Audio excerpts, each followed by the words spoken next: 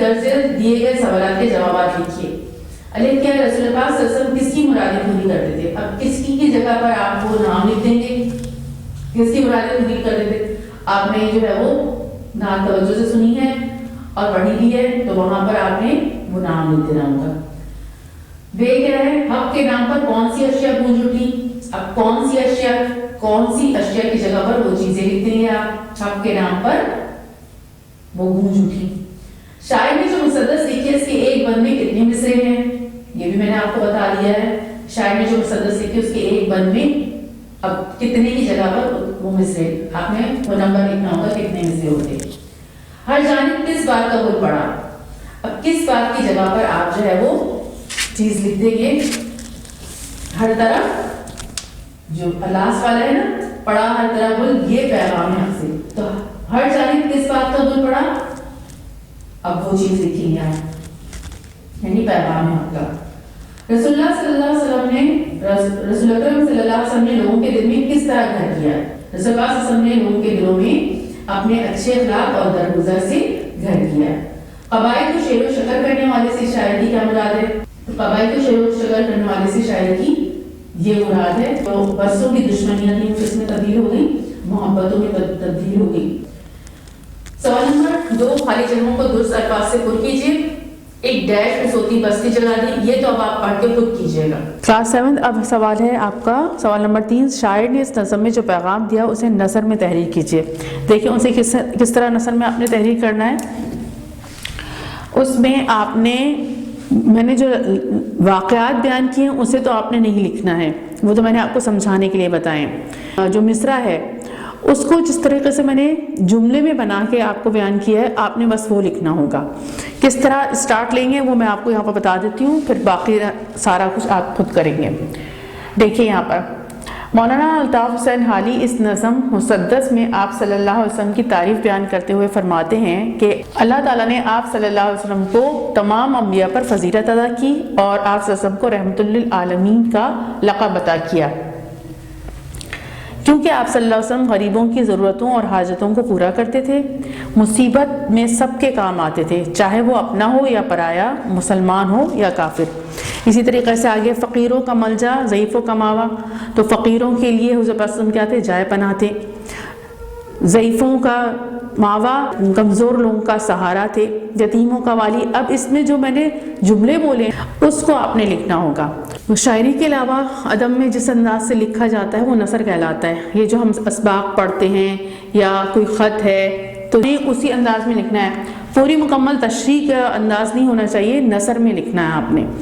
تو جو میں نے تشریح بیان کی ہے جس میں نے واقعات وغیرہ بتائے ہیں وہ ساری چیزیں آپ نے نہیں لکھنی، جملے جو بنا کے بتائے ہیں وہ آپ نے لکھنے ہوں گے، اور انداز اس انداز کا ہوگا۔ اب دیکھیں مخمس کیا ہوتا ہے؟ مخمس جس میں 5 مصرے ہوں، یہ دیکھیے 1 2 3 4 5 مصروں والی، یعنی ایک بند میں جس نظم میں ایک بند کے 5 مصرے ہوں وہ مخمس کہلاتی ہے۔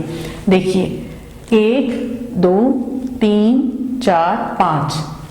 نوکر، وہ نوکر اب جسے آقا ہر آن پہچانے، جو پوچھو اس سے کہ تم کچھ روپے لگے پانے، کہے ہے آہ وہ بھر کے 1.25 کے 8 آنے، روپے کی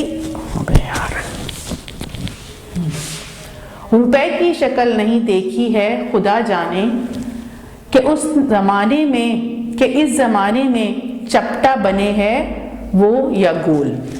اب اس میں 5 مصرے ہیں تو اس کو کیا کہتے ہیں؟ مخمس کہتے ہیں۔ سوال نمبر 4، نبی آخر زمان حضرت محمد صلی اللہ علیہ وسلم کو نبیوں میں کون سا خطاب عطا کیا گیا تھا؟ کون سے خطاب کی جگہ پر وہ خطاب لکھنا ہوگا۔ شاعر نے اسے کس مصرے میں بیان کیا ہے؟ آپ نے لکھنا ہوگا مندرجہ ذیل مصرے میں اسے بیان کیا ہے، اور وہ مصرع آپ نے لکھ دینا ہوگا جس میں وہ لقب آیا ہے۔ بتائیے کہ اس نظم میں شاعر نے شاعری کی کون سی صنف استعمال کی ہے؟ یہ بھی میں نے آپ لوگوں کو شروع میں بتا دیا ہے۔ اس نظم میں شاعر نے شاعری کی ڈیش صنف استعمال کی ہے، اب وہ اس صنف کا نام لکھے گا جو صنف استعمال کی ہے۔ اب ہے آپ کا سوال نمبر 6۔ سوال نمبر 6، دیے گئے الفاظ کو درست معنی کے ساتھ خوش خط لکھیے اور انہیں اپنے جملوں میں استعمال کیجیے۔ خوش خط لکھیے وہ تو آپ جو ہے وہ دیکھ کے لفظ لکھیے گا، خوش خطی تو آپ کو پتہ ہے، اور پھر اس کے سامنے اس کے معنی لکھیے گا اور پھر اس کے سامنے اس کا جملہ لکھیے گا. تو وہ میننگ، جبل کا مطلب کیا ہوتا ہے؟ پہاڑ. دشت کا مطلب کیا ہوتا ہے؟ ریگستان یا صحرا. لگن کا مطلب کیا ہوتا ہے؟ جذبہ. غلطیاں کرنے والا، گناہ کرنے والا. بداندیش، برا چاہنے والا یا دشمن. اب جملہ بنانے کے لیے آپ نے کیا دھیان کرنا ہے؟ اس کے میننگ پہلے دیکھیں. میننگ سے آپ کو اندازہ ہو جائے گا کہ وہ جو ورڈ ہے، جو لفظ ہے، وہ اسم ہے یا صفت ہے یا پھر کوئی فعل ہے. تو اگر وہ اسم ہو تو اسم کے بارے میں آپ کو معلومات ہونی چاہیے. جیسے فار ایگزامپل یہ یہاں پر انہوں نے دیا ہے جبل. جبل کے معنی کیا ہوتے ہیں؟ جبل کے معنی کیا ہوتے ہیں؟ پہاڑ. اب پہاڑ، کیونکہ یہ جبل جو ہے وہ عربی لفظ ہے، تو اگر ہم جبل کا سینٹینس عام اپنے پہاڑوں پر بنا دیں گے تو اتنا اچھا نہیں لگے گا. اسلامی واقعات پڑھتے تو وہاں جس طرح جبل استعمال ہوا ہے اسی انداز سے آپ استعمال کریں گے تو آپ کو جملہ اچھا لگے گا. جیسے جبل نور. جبل نور، غار ہرا کو جبل نور بھی کہتے ہیں، اور جبل سور اور جبل احد، جبل طارق. اب یہ جو میں نے آپ کو پہاڑوں کے نام بتائے ہیں تو اب ان کے بارے میں آپ کے پاس معلومات ہونی چاہیے. جبل نور کے بارے میں معلومات ہونی چاہیے. اب پہاڑ کے حوالے سے کیا کیا معلومات ہونی چاہیے کہ وہ کہاں واقع ہے، کتنا بلند ہے، کیوں مشہور ہے، وہ ساری چیزیں آپ کو پتہ ہوں گی تو آپ آرام سے کیا کریں گے؟ جملہ بنا لیں گے. کوئی شخصیت ہوگی، اس کے حوالے سے وہ اسم استعمال ہو رہا ہے، قائد اعظم ہے، علامہ اقبال ہے، تو آپ اس کے حوالے سے آپ کیا کریں گے؟ ان کے بارے میں معلومات ہوگی تو آپ آسانی سے کیا کریں گے؟ جملہ بنا لیں گے. کوئی چیز ہے جیسے کمپیوٹر. اب کمپیوٹر کے بارے میں آپ کو معلومات ہوگی تو آپ اس کے بارے میں آرام سے اس کا جملہ بنا لیں گے. دوسرا لفظ کیا ہے؟ دشت. اب دشت کے معنی کیا ہے؟ ریگستان یا صحرا. اب اس کے بارے میں آپ کو، ریگستان کے بارے میں آپ کو معلومات ہونی چاہیے. اسم کیسا اسم ہے؟ یہ جگہ کے حوالے سے ہے تو اس جگہ کا پتہ ہونا چاہیے آپ کو. اب جیسے لفظ ہے لگن. لگن کے معنی کیا ہے؟ جذبہ، شوق، بے انتہا شوق، تمنا. آپ نے میننگ دیکھ لیے. اب یہ لگن سوچیں یہ کس میں ہو سکتی ہے؟ کیا انسانوں میں ہو سکتی ہے یا جانوروں میں بھی ہو سکتی ہے؟ جانوروں میں تو نہیں ہوگی، تو کس میں ہوگی؟ انسانوں میں ہوگی. اب کون کون سی لگن ہو سکتی ہے؟ کس کس چیز کی لگن ہو سکتی ہے؟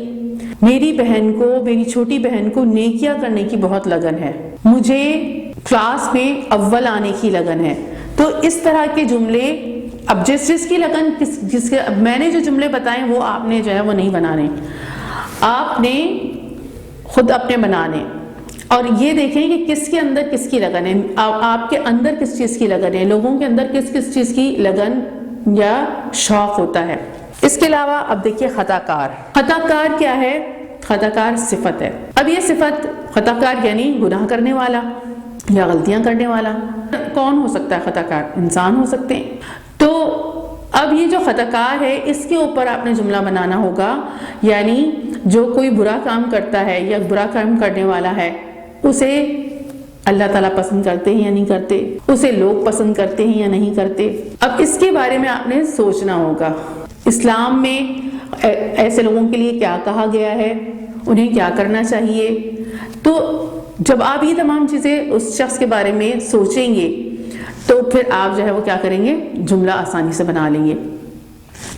اسی طریقے سے بداندیش، کیونکہ یہ صفت ہے تو یہ پہلے دیکھنا ہوگا کہ صفت جو ہے وہ کس میں ہو سکتی ہے. اب وہ صفت جو ہے وہ انسانوں کے حوالے سے ہے تو انسانوں کو سامنے رکھ کر آپ جو ہے اس کے بارے میں سوچیں گے. اگر وہ صفت کسی چیز کے بارے میں ہے تو اس چیز کو سوچیں گے اور پھر اس کے حوالے سے جملہ بنائیں گے. اور اگر وہ کسی جگہ کی صفت ہے تو اس جگہ کے بارے میں آپ جو ہے وہ تمام باتیں سوچیں گے اور اس کی معلومات لیں گے اور اس پر جملہ بنا لیں گے. آپ ایزی لفظ سے بھی پہلے جملہ بنا سکتے ہیں. یعنی گناہگار کو اللہ تعالیٰ سے معافی مانگنی چاہیے، تو گناہگار کا آپ نے جملہ بنایا، آپ نے گناہگار کو ہٹا کر وہاں پر کیا لکھ لیا؟ خطا کار. تو اس طرح جملہ بنانا آپ کے لیے کیا ہو جائے گا؟ آسان ہو جائے گا. اسم ہوگا تو اس کے بارے میں معلومات ہونی چاہیے. صفت ہو تو وہ کس کی صفت ہے اس کے بارے میں آپ سوچیں گے اور پھر آرام سے جملہ بنا لیں گے. اور کوئی فعل ہو یعنی کام کرنے کی کیفیت بتائی جا رہی ہو تو آپ اس کام کے بارے میں جملہ بنا دیں گے. تو اس طرح جملہ بنانا آپ کے لیے کیا ہو جائے گا؟ آسان ہو جائے گا۔ اس کے بعد سوال نمبر 7 ہے، واحد کی جمع لکھیے، قدم۔ قدم اس کی جمع کیا ہوگی؟ اقدام۔ ملک، ملک کی جمع کیا ہوگی؟ ممالک۔ سبق، سبق کی جمع کیا ہوگی؟ اسباق۔ غریب، غریب کی جمع کیا ہوگی؟ غربا۔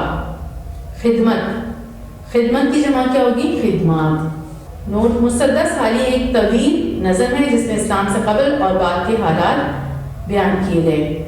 استاد سے اس نظم کے دیگر اشعار بھی سنیے اور ان کا مطلب بھی پوچھیے۔ تو یہ جب اگر آپ آئیں گے اور ہمیں موقع ملا تو ہم یہ پھر ان کی مسدس حالی پوری جو ہے وہ دیکھیں گے۔